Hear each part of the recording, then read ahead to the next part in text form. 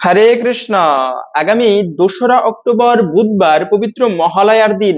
এই শুভতম দিনে অবশ্যই বাড়িতে নিয়ে আসুন মা দুর্গার প্রিয় এই একটি ফুল। এতে দুর্গা দেবীর কৃপা লাভ হবে এবং সংসারের অমঙ্গল দূরীভূত হবে, সৌভাগ্য উদয় হবে। খুবই গুরুত্বপূর্ণ প্রসঙ্গ।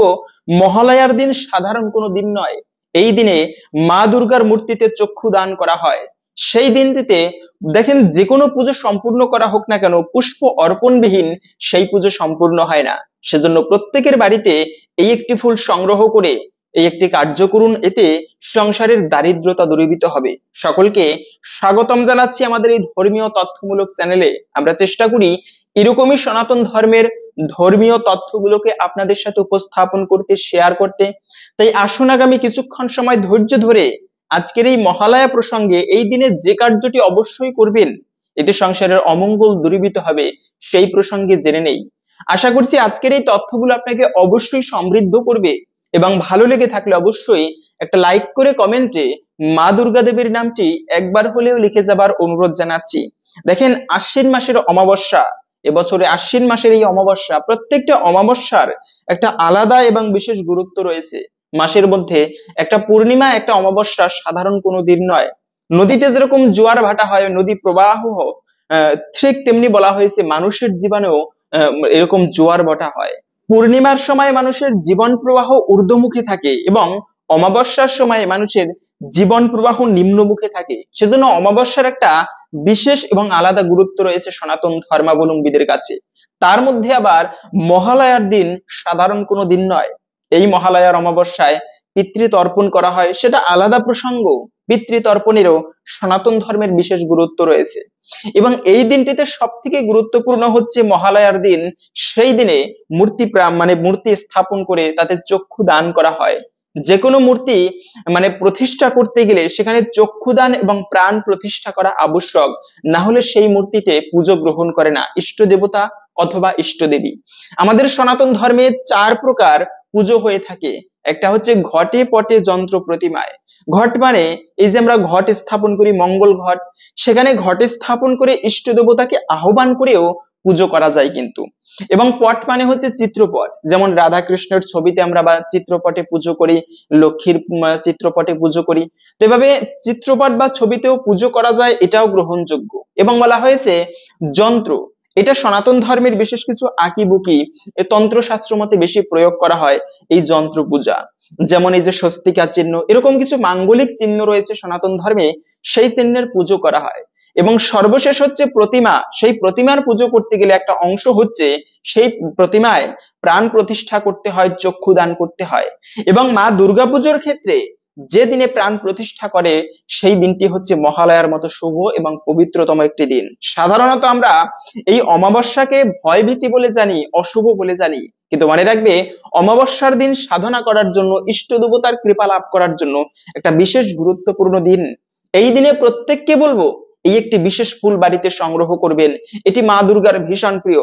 তবে তা জানার পূর্বে আমরা জেনে নিচ্ছি এই মহালয়া তিথি 2024 সালে কখন শুরু হচ্ছে এবং কখন শেষ হচ্ছে। মহালয়া মূলত অমাবস্যার দিনে হয়।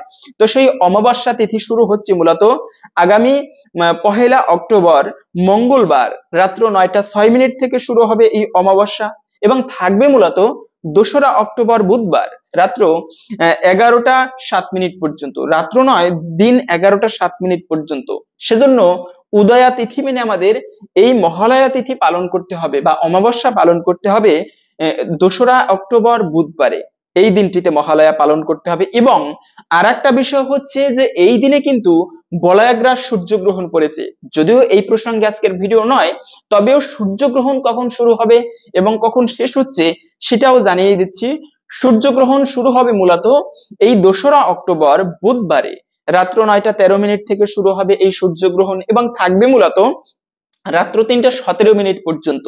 এই শুরু, এটাকে বলে বলয়াগ্রাস সূর্যগ্রহণ। মানে সূর্য, চন্দ্র এবং পৃথিবী এই 3টি গ্রহলোক একই সমান্তরাল রেখায় অবস্থান করবে। সেজন্য এই দিনে সূর্যকে আংটির মতো দেখায় বিধায় একে বলা হয় বলয়াগ্রাস সূর্যগ্রহণ। এবং এই দিনে মনে রাখবে এই অমাবস্যা তিথিতে বিশেষ কিছু নিয়ম আমাদের পালন করা প্রয়োজন, বিশেষ কিছু কার্য যেগুলো আমাদের ভুলেও কখনো করা উচিত নয়। যেমন অনেকে আছে মা দুর্গার পুজো করে যাদেরকে শাক্ত বলা হয়, কিন্তু যারা ভগবান বিষ্ণুর উপাসনা করে সেক্ষেত্রে তুলসী পত্র চয়ন করতে হয়। কিন্তু মনে রাখবে, অমাবস্যা, একাদশী, দ্বাদশী, পূর্ণিমা, দুপুরবেলা, সন্ধ্যাকালে এই সমস্ত সময়ে ভুলেও কখনো তুলসী চয়ন করা উচিত নয়। এতে কি হয়, হরির মস্তক ছেদন করলে যে পাপ হয় সেই পাপের ভাগী হতে হয়। তো অমাবস্যার দিনে আপনারা, এই মহালয়ার দিনে তুলসী পত্র চয়ন করতে নেই, এবং এই দিনে কিছু খাবার ভুলেও আমাদের গ্রহণ করা উচিত নয়। খাবারের কথাটা আসলে আমরা একটুকু শাস্ত্র গ্রন্থকে এড়িয়ে চলি, কিন্তু মনে রাখবে জিহ্বার লালসাকে ত্যাগ করা উচিত। আধ্যাত্মিক স্তরে উন্নতি করতে গেলে বিশেষ কিছু শুভ দিন আমাদের মেনে চলা উচিত। এমনিতেও অনেকে পারি না আমরা, সেক্ষেত্রে ভিন্ন কথা, কিন্তু যদি নাও পারি বিশেষ কিছু শুভ দিন আমরা এড়িয়ে চলি। এই সমস্ত দিনে মাছ মাংস ভক্ষণ করা উচিত নয়, যেমন মহালয়ার মতো এত পবিত্র দিন পূর্ণিমা অমাবস্যায় মাছ মাংস ভক্ষণ করলে এতে পাপের ভাগী হতে হয়। এবং এই দিনে মনে রাখবে, আশ্বিন মাসে এই যে ভাদ্রে দুগ্ধ মানে দধি, আশ্বিনে দুগ্ধ বর্জন করার কথা বলা হয়েছে। বৈষ্ণবেরা এই নিয়মটাকে বিশেষ প্রাধান্য দেয়। এটা পদ্ম পুরাণে বলা আছে যে আশ্বিনে দুগ্ধ বর্জন করতে হয়। এবং আয়ুর্বেদিক ভাবে বলা হয়েছে আশ্বিন মাসে দুগ্ধ পান করলে কি হয়, যে আমাদের খাবারের হজমে সমস্যা হয়, পেটে বিভিন্ন ধরনের বিশেষ করে গ্যাসের সমস্যা হয়। তো আশ্বিন মাসে আপনারা, তো এই মহালয়ার দিন নয়, শুধু আশ্বিন মাসে আপনারা অবশ্যই দুগ্ধকে বর্জন করে চলবেন। পোড়া জাতীয় কোনো খাবার অমাবস্যার দিনে খাওয়া উচিত নয়। বিশেষ করে বলা হয়েছে মদ্যপান তো ভুলেই করবে না। অনেকে আছে দুর্গাপুজো কেবলমাত্র এই যে মা কালী দুর্গাপুজোয় ধর্মানুষ্ঠানে বেশি মদ্যপান হয়, কেমন একটা ব্যাপার সনাতন ধর্মে, এই জন্য এটা করা উচিত নয়। যদিও আমরা অনেকে হয়তো বা খারাপ লাগতে পারে কথাগুলো শুনে, কিন্তু এগুলো করা উচিত নয় অন্তত পক্ষে যে কোনো ধর্মানুষ্ঠানের শুভতম দিনে। এবং এই অমাবস্যার দিনে বা অনেকে পিতৃতর্পণ করবেন মহালয়ার দিন, এটা খুবই শুভ। পিতৃপুরুষের উদ্দেশ্যে তর্পণ করা, তাদের মুক্তির জন্য কিছু ধর্মানুষ্ঠান করা সব থেকে মঙ্গলময় ক্রিয়া। বলা হয়েছে যারা ধর্মানুষ্ঠান করবেন বা তর্পণ করবেন, সেই পিতৃতর্পণ করার পরে গঙ্গা স্নান করা আবশ্যক। যদি গঙ্গা না থাকে, আপনি আপনার নদীতে, যে কোনো নদীতে স্নান করার সময় অথবা পুকুরে স্নান করার সময় 3 বার গঙ্গা গঙ্গা গঙ্গা উচ্চারণ করে স্নান করলেও এতেও গঙ্গা স্নানের সমান ফল লাভ করা যায়। এবং এই সময় অবশ্যই আপনারা আর একটা কাজ করবেন, সেটা হচ্ছে আদ্যা স্তোত্র পাঠ করবেন।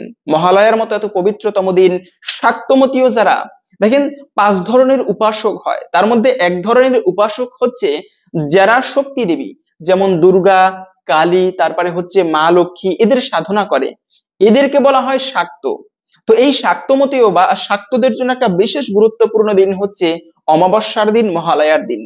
এই দিনে আপনারা যারা কালী মায়ের বা মা দুর্গার ভক্ত রয়েছেন, তাদেরকে বলবো এই আদ্যাস্তোত্র জপ করুন বা পাঠ করুন। একবার হলেও এই মন্ত্রটি উচ্চারণ করবেন, খুবই পাওয়ারফুল এবং শক্তিশালী একটা মন্ত্র। এটা হচ্ছে আপনাকে নৌকায়াম সংকট যুদ্ধে, নৌকায় গিয়ে ঝড়ের কবলে পড়লে, যুদ্ধে পড়লে, ভয়ানক বিপদে পড়লে সেখান থেকেও উদ্ধার লাভ করে পঠনাজ্জয়ম আপনুয়াত। এই স্তোত্র পাঠের ফলে সেখান থেকেও মা দুর্গার কৃপায় তাদের উদ্ধার হয়ে থাকে, মা কালীর কৃপায়। সেজন্য সেই বিশেষ একটি মন্ত্র আপনারা প্রত্যেকে এই শুভতম দিনে অবশ্যই একবার হলেও রাত্রিকালে ঘুমানোর পূর্বে নীরবে বসে জপ করবেন। এখন এই কথা হচ্ছে, এত বড় মন্ত্র আপনারা কোথায় পাবেন? মন্ত্রটা ছোট নয়, কয়েকটা মন্ত্র নিয়ে একটা স্তোত্র হয়। সে একটা স্তোত্র, নাম হচ্ছে আদ্যা স্তোত্র।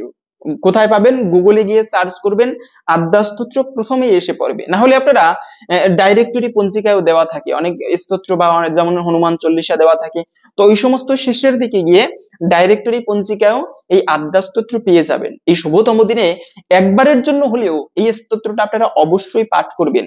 এখন আমরা জেনে নিচ্ছি ভিডিওর মূল প্রসঙ্গ, কোন ফুলটি বাড়িতে নিয়ে আসবেন। তবে তার পূর্বে এই মা দুর্গার সংক্ষিপ্ত একটা ব্রত কথা, মা দুর্গা দেবীর ব্রত পালন করলে আমাদের কি মঙ্গল লাভ হতে পারে। দুর্গা দেবীর সাধনা সাধারণ কোনো বিষয় নয়। আমরা সাধারণত যেভাবে দুর্গা পুজো করি, প্রকৃত এভাবে দুর্গা পুজো করা উচিত নয়। মা দুর্গার ধর্ম মানে দুর্গা পুজোয় গেলাম, অনেকে আছি আমরা মা দুর্গার মূর্তিকেই দর্শন করি না।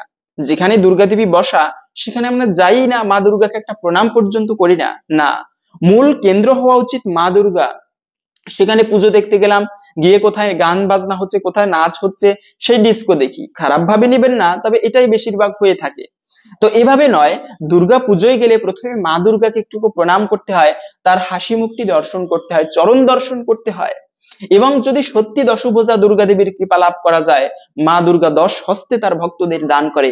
যাকে দান করে তার জীবনে কখনো অভাব হয় না, স্ত্রী পুত্র পরিজন সহিত তারা সুখ শান্তি সমৃদ্ধিতে পরিপূর্ণভাবে বসবাস করতে পারে। ইনি হচ্ছেন মা দুর্গা। তার ব্রত করলে কি ফল লাভ হয়ে থাকে সেই প্রসঙ্গে আমরা এখন জেনে নিচ্ছি। প্রত্যেককে বলবো কিছুক্ষণ সময় ধৈর্য ধরে এই সংক্ষিপ্ত মা দুর্গার কৃপা লাভের একটি ব্রত কথা আসুন শ্রবণ করি। আশ্বিন মাসে শুক্লপক্ষের ষষ্ঠীর দিন মা দুর্গা কৈলাস পাহাড়ে বসে এক মুঠো করে ধুলো তুলছেন আর কাপড়ে হাত মুছছেন। এমন সময় মহাদেব এসে জিজ্ঞাসা করলেন, ও কি হচ্ছে দুর্গা? ভগবতী বললেন, আমি কাপড়ে ধুলো মাখাচ্ছি। মানুষের ছেলে হয়, তারা ধুলো মেখে গায়ে মায়ের কোলে ওঠে। তাদের যে কাপড়ে ছাপা ছাপা ধুলোর দাগ হয়, তাই আমি পড়তে বড় ভালোবাসি। আমার কপালে তো আর ছেলে হলো না, তুমি সকলকে ছেলে দান করো, আমায় কিন্তু একটিও ছেলে দিলে না। মহাদেব হাসতে হাসতে বললেন, হ্যাঁ পার্বতী, তোমাকে যে সকলে জগৎ জননী বলে, এই পৃথিবীতে সকলেই তোমাকে মা বলে ডাকে, তাতেও কি তোমার ছেলের স্বাদ মেটে না? আর তুমি তো মানে প্রসব বেদনা সহ্য করতে পারবে না। তখন দুর্গার কুমারী অবস্থা, যে কার্তিকের জন্ম হয়েছিল সেই ছেলের কথা মনে সেই সময় ছেলের কথা মনে হলো। যদিও কার্তিক দুর্গার গর্ভে জন্মায়নি, তবুও তিনি শিবের সন্তান। তাই দুর্গা বললেন, আমায় সেই কার্তিককে এনে দাও, নইলে আমি এবার বাপের বাড়ি গিয়ে আর আসবো না। মহাদেব বললেন, বেশ তো, আমি তোমার কার্তিককে এনে দিচ্ছি। কার্তিক তখন চন্দ্রের স্ত্রী কৃত্তিকার কাছে ছিলেন। মহাদেব সেখানে গেলেন। জয়া বিজয়া মা দুর্গাকে স্নান করতে গিয়ে তেল হলুদ মাখাতে বসলেন। যতগুলি গায়ের ময়লা পড়তে লাগলো দুর্গা সেগুলি নিয়ে ধুলো মিশিয়ে একটি সুন্দর পুতুল গড়লেন। এমন সময় ভগবান শ্রী নারায়ণ সেখান দিয়ে যেতে যেতে ওই পুতুলটিকে দেখতে পেলেন। নারায়ণ মনে মনে ভাবলেন, এইবার আমার খুব সুবিধে হয়েছে, কেন আমার চিরকালের আশা পূর্ণ হবে আজ। ভগবতীর স্তন পান করতে আমার বড় স্বাদ, কিন্তু ওর গর্ভে জন্মাবার তো কোনো উপায় নেই, তাই ওই পুতুলে আমি আবির্ভাব হব। এই বলে তিনি ওই গড়া পুতুলে আবির্ভাব হলেন। দুর্গাকে মামা বলে ডেকে গিয়ে কোলে গিয়ে স্তনপান করতে লাগলেন। দুর্গার আর আহ্লাদের সীমা নেই। ছেলেকে কোলে করে জয়া বিজয়াকে সঙ্গে করে স্নান করতে গেলেন। ছেলের গা মুছিয়ে দিয়ে একটি পদ্ম ফুলের কুড়ি হাতে দিলেন। তারপর মা দুর্গা স্নান করে ছেলেকে কোলে করে বাড়ি এলেন। বাড়িতে এসে দেখলেন যে মহাদেব কার্তিককে সঙ্গে করে বাড়ি এসেছেন। তখন দুর্গা দুই ছেলেকে দুই কোলে নিয়ে চুমু খেতে লাগলেন। মহাদেব জিজ্ঞাসা করলেন, দুর্গা, তুমি এই ছেলেটিকে কোথায় পেলে? দুর্গা বললেন, তা জানি না, মাটির পুতুল গড়েছিলুম, সেই পুতুল আমায় মামা বলে ডেকে কোলে উঠলো। তখন মহাদেব আহ্লাদ করে সমস্ত দেবতাদের নিমন্ত্রণ করে আনালেন, যে দুর্গার ছেলে হয়েছে বলে। ছেলে দেখতে সব দেবতারা এলেন, সেই সঙ্গে শনিও এলেন। ছেলে দেখে সকলে ধন্যি ধন্যি করতে লাগলো। শনি আর থাকতে পারলেন না, তিনি দুর্গার ভাই, ছেলের মামা, কাজেই জোর করে যেমনি ছেলের দিকে চেয়েছেন অমনি ছেলের মুন্ডু উড়ে গেল, রক্তে গা ভেসে গেল, কৈলাসে হাহাকার পড়ে গেল। মা দুর্গা মূর্ছা গেলেন। তারপর উঠে কাঁদতে কাঁদতে মহাদেবকে বললেন, আমার ছেলেকে বাঁচিয়ে দাও। দুর্গা দেবী রেগে শনিকে কাটতে উদ্যত হলেন। তখন দেবতারা স্তব স্তুতি করে বুঝিয়ে মা বললেন, মা আপনি শান্ত হন, আপনি তো ওকে বর দিয়েছেন, আর আপনিই ওকে ভুল করে কাটতে যাচ্ছেন। দুর্গা তখন একটুকু ঠান্ডা হয়ে কেঁদে কেঁদে বললেন, আচ্ছা বেশ, এখন আমার ছেলেকে তোমরা বাঁচিয়ে দাও। মহাদেব তখন নন্দীকে বললেন, দেখো নন্দী, যদি কেউ উত্তর দিকে মাথা করে শুয়ে থাকে তার মাথা কেটে আনো। নন্দী স্বর্গমত্ত পাতাল ঘুরে দেখে যে একটা শ্বেত হস্তি উত্তর দিকে মাথা করে শুয়ে আছে।